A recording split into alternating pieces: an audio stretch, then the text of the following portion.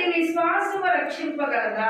సహోదరులైన సహోదరి అయిన దిగంబరులై ఆనాటికి భోజనము లేక ఉంది ఎడలా మీలో ఎవరికైనా శరీరంకు కావలసిన వాటిని ఇయ్యక సమాధానం వెళ్ళండి, సరికాసుకోండి, తృప్తినందని అని చెప్పినల్లా మీకేం ప్రయోజకరం అంటున్నాడు. భోజనం తినక ఆకలేసి భోజనం పెడితేనే తృప్తి ఉంది, పట్టినట్టు తింటాడు. సరికాసుకోవడం వస్త్రం లేకపోతే వస్త్రం మీద తినే కదా, సరికాసుకోవడానికి శరీరానికి చలేస్తూ ఉంది. వస్త్రం కప్పుకుంటే దుప్పటి కప్పుకుంటే ఎక్కువ ఉంటుంది. మరి ఏం పర్లేదు సరికాసుకోండి అంటే ఎలా కాగుతుంది?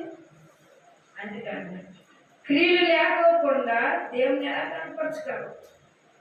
నీ క్రియలు కనపరచబడాలి. మందిరంలోనంట ఇప్పుడు పుట్టిన దినాలను గురించి ప్రభు అడిగిన ప్రశ్న వాక్యం సెలవిస్తుంది.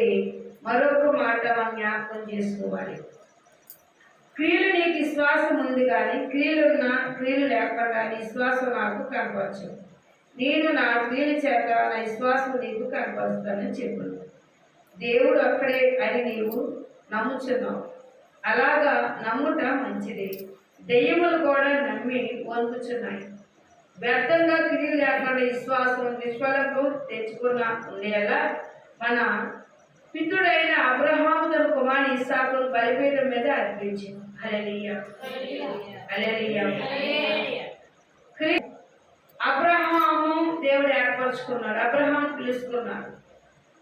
రమారమ నూరేళ్ల వాడు దేవుడే వచ్చి మరి వచ్చిన వారికి ఏం చేశాడు? అబ్రహాం పరిగెత్తుకుంటూ వెళ్ళాడట. యేసు పురాణం దగ్గర చెట్లు ఉన్నాయంట.